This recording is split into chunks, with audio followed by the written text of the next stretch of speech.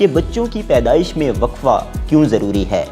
بچوں کی پیدائش میں کتنا وقفہ ہونا چاہیے؟ کوئی پراپر نیوٹریشن لے سکے. اگر برتھ اسپیسنگ نہیں ہوگی تو بچے کی ہیلتھ بھی متاثر ہوگا. جو ٹریس منرلز ہیں ان کی کمی ہو جاتی ہے. دیٹ از دا ریزن کہ فیمیل ہیلتھ بہت بری طرح سے متاثر ہوتی ہے. ہائپر ٹینشن کا ایشو ہے یا بلڈ پریشر ہائی رہتا ہے یا ڈائبٹیز ہے یا کوئی اور میڈیکل کوماربیڈیٹی ہے تو ان کے اندر انہوں نے برتھ کنٹرول میتھڈ کو یوز کرنا ہوتا ہے. ان سے میڈیکل ہسٹری لے لیتے ہیں اور ان کا ایک جنرل فزیکل ایگزامینیشن. السلام علیکم ناظرین، میں ہوں آپ کا میزبان شمس الحق. آج کے پروگرام میں ہم بات کریں گے کہ بچوں کی پیدائش میں وقفہ کیوں ضروری ہے، بچوں کی پیدائش میں کتنا وقفہ ہونا چاہیے، بچوں کی پیدائش میں وقفہ کرنے کے بہترین طریقے کون سے ہیں.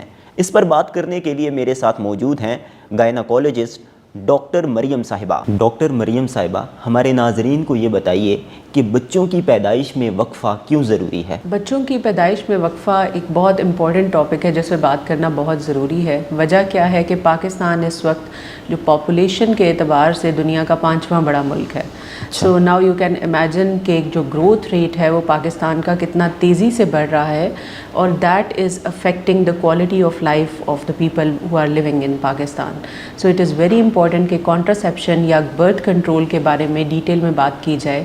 بچوں میں وقفہ اس لیے ضروری ہے تاکہ آپ کے جتنے وسائل ہیں آپ اس کے حساب سے اپنا فیملی سائز ڈیسائیڈ کریں اور پھر ان بچوں کی تربیت اور ان کی تعلیم پہ بھرپور توجہ دیں تاکہ وہ معاشرے کے لیے ایک امپورٹنٹ فرد بن سکیں.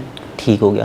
اچھا، اس میں جو بچے اور ماں کی جو صحت ہے اس حوالے سے تھوڑا ہمارے ناظرین کو بتا دیجئے کہ وقفہ کرنا بچے اور ماں کی اچھی صحت کے لیے کیوں ضروری ہے؟ ماں کی صحت کے بارے میں جب بات کی جاتی ہے تو پراپرلی اسپیس پریگنینسی میں ماں کی صحت بہت زیادہ بہتر ہوتی ہے ایز کمپیئر ٹو وہ پریگنینسیز جن کے اندر اس چیز کا خیال نہیں رکھا جاتا یا برتھ اسپیسنگ جو ہے وہ بہت کم ہوتی ہے. آپ اس کی اگزامپل اس طرح سے لے سکتے ہیں کہ اگر کوئی خاتون فرسٹ ٹائم پریگننٹ ہو رہی ہیں تو ان کے اندر نیوٹرینٹس، منرلز، آئرن، کیلشیم ایک اپروپریٹ اماؤنٹ میں موجود ہوتے ہیں. جو گروئنگ بچہ ہے وہ انہی چیزوں کو استعمال کر کے اپنی باڈی کو گرو کرتا ہے and then the baby is into this world. لیکن اگر وہ عورت انہی سٹورز کو ریپلینش کیے بغیر دوبارہ سے پریگننٹ ہو جاتی ہے تو ماں کے اندر آئرن کی کمی مینز انیمیا، اس کے علاوہ کیلشیم کی کمی اور جو ٹریس منرلز ہیں ان کی کمی ہو جاتی ہے. دیٹ از دا ریزن کہ فیمیل ہیلتھ بہت بری طرح سے متاثر ہوتی ہے اور پریگننسی اور ڈیلیوری کے دوران بہت سی کمپلیکیشنز کا باعث بنتی ہے. جہاں تک بچوں کو دیکھا جائے تو ایک بچے کا رائٹ ہے کہ اس کو مدر فیڈ کروایا جائے فار ایٹ لیسٹ 2 ایئرس تاکہ وہ ایک پراپر نیوٹریشن لے سکے. اگر برتھ اسپیسنگ نہیں ہوگی تو بچے کی ہیلتھ بھی متاثر ہوگی. پلس اگر ایک نیا ڈیپینڈنٹ بچہ اس فیملی کے اندر انٹر ہو گیا ہے تو پچھلے بچے کی جو گروتھ ہے یا اس کی جو ڈائٹری انٹیک ہے وہ ڈیفینیٹلی کمپرومائز ہو جائے گا. سو مدر اور بچے ان دونوں کی فزیکل ہیلتھ اور سائیکولوجیکل ہیلتھ اس کے لیے بہت ضروری ہے کہ برتھ اسپیسنگ کی جائے. فیملی پلاننگ اور بچوں کی پیدائش میں وقفہ، اس حوالے سے ہمارے ہاں بہت سی غلط فہمیاں پائی جاتی ہیں اور فیملی پلاننگ کے حوالے سے ہچکچاہٹ کا بھی شکار ہو سکتے ہیں لوگ. تو اصل میں یہ فیصلہ تو میاں اور بیوی کو کرنا ہے کہ وہ کیا چاہتے ہیں. تو آپ ان کو کیا مشورہ دیں گے؟ بیسیکلی جب بھی کوئی کپل کانٹرسیپشن یا برتھ کنٹرول کی کاؤنسلنگ کے لیے آتے ہیں تو ان کے سامنے سارے آپشنز رکھ دیے جاتے ہیں. مور اور لیس ایوری آپشن از سیف، لیکن ہم یوزلی فیمیل میں جنہوں نے برتھ کنٹرول میتھڈ کو یوز کرنا ہوتا ہے ان سے میڈیکل ہسٹری لے لیتے ہیں اور ان کا ایک جنرل فزیکل ایگزامینیشن کر لیتے ہیں. ان ایڈیشن ٹو دیٹ اگر کانٹرسیپٹیو میتھڈس کے بارے میں بات کی جائے تو ہمارے پاس 2 طرح کے میتھڈس ہیں. ایک پرماننٹ میتھڈ ہیں اور ایک ریورسیبل میتھڈز ہیں یا نان پرماننٹ میتھڈز ہیں. یوزلی ہماری سوسائٹی میں پرماننٹ میتھڈس کو لے کر تھوڑی سی ہچکچاہٹ کا اظہار کیا جاتا ہے جو کہ ٹیوبل لائگیشن ہے یا ویزیکٹمی ہے، کیونکہ یوزلی لوگ اس کو اپنی جو سوسائٹی کے ٹیبو کے ساتھ ریلیٹ کرتے ہیں کہ یہ ہمارے لیے کوئی بہت بڑا ایشو بن جائے گا اگر ہم پرماننٹ میتھڈ یوز کر لیں. ان ایڈیشن ٹو دیٹ جو کہ ریورسیبل یا نان پرماننٹ میتھڈز ہیں ان میں یوزلی بیریئر میتھڈز آفر کیے جاتے ہیں. اس میں کچھ ٹیبلٹس ہوتی ہیں، اورل کانٹرسیپٹیو پلز آفر کی جا سکتی ہیں، انجیکشنز آفر کیے جا سکتے ہیں. دین وی ہیو اندر سارٹ آف کانٹرسیپشن جس کو لانگ ایکٹنگ ریورسیبل کانٹرسیپٹیو یا لاک کہتے ہیں.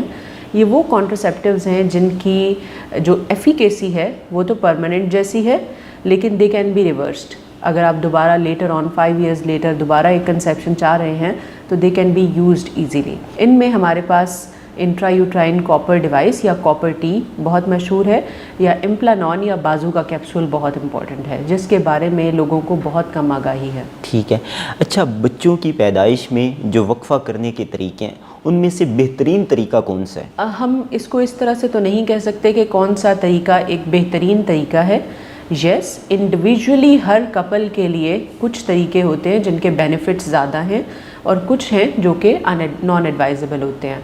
फॉर एग्ज़ाम्पल, अगर एक खातून है, उनके अंदर उनको हाइपरटेंशन का इशू है, या ब्लड प्रेशर हाई रहता है, या डायबिटीज़ है, या कोई और मेडिकल कोमॉर्बिडिटी है, तो उनके अंदर हम usually combined oral contraceptive pills या वक्फे की गोलियां इस्तेमाल नहीं करवा सकते, तो उनको हम कॉपर टी एडवाइस कर देते हैं।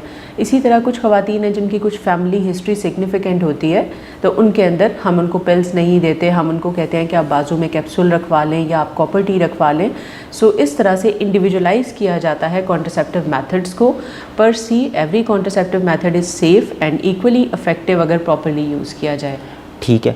अच्छा, ये जो बच्चों की पैदाइश में जो वक्फ़ा के जो तरीके हैं, क्या इसके कोई साइड इफ़ेक्ट्स भी होते हैं? क्या इसके कोई नुकसानात भी होते हैं? यूजुअली अगर पेशेंट प्रॉपरली एग्जामिन्ड हो या उसकी हिस्ट्री प्रॉपरली ली जाए तो साइड इफ़ेक्ट्स मिनिमल हैं। ऐसे कोई बहुत ज़्यादा जैसे कहें कि सिग्निफिकेंट साइड इफ़ेक्ट्स नहीं हैं अगर आप प्रॉपरली पेशेंट को एवेलुएट कर लेते हैं, असेस कर लेते हैं और उसके बाद आप उसको वो कॉन्ट्रासेप्टिव मेथड एडवाइस करते हैं।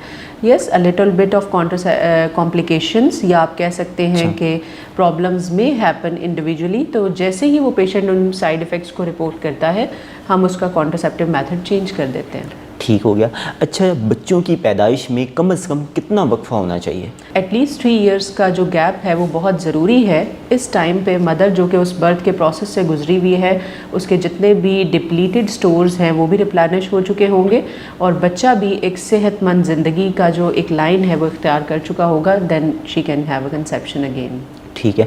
अच्छा, मियाँ बीवी के लिए ये समझना कितना ज़रूरी है कि वो बच्चों की पैदाइश में वक्फ़ा रखें, और आप क्योंकि आप 14 सालों से इस फील्ड से वाबस्ता हैं तो आप उनको कोई कुछ तजावीज़ भी दे दीजिए। बेसिकली कपल हमारे यहाँ जो कॉन्ट्रासेप्शन का फेलियर है उसकी वजह ही ये है कि कपल की आपस में इतनी अंडरस्टैंडिंग या इस तरह से कॉन्ट्रासेप्शन के हवाले से वो सेम पेज पे नहीं आते, और इस चीज़ को समझा जाता है कि अगर बहुत ज़्यादा बच्चे होंगे और फैमिली साइज़ बहुत बड़ा होगा तो वो एक पावर या स्ट्रेंथ की निशानी है।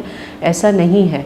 अगर आपका फैमिली साइज़ छोटा भी है बट आप अपने बच्चों की तरबियत और बच्चों की परवरिश प्रॉपर तरीके से कर पा रहे हैं तो ये एक प्रॉपर हेल्दी स्ट्रॉन्ग फैमिली की निशानी है।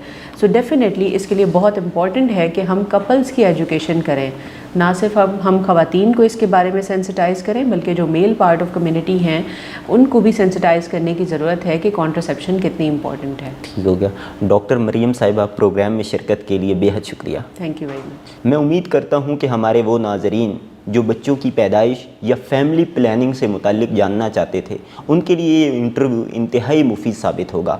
आप क्या चाहते हैं अगला प्रोग्राम किस मौजू पर किया जाए? कमेंट बॉक्स में लिखें। अगले प्रोग्राम तक दीजिए इजाज़त। अल्लाह हाफिज़।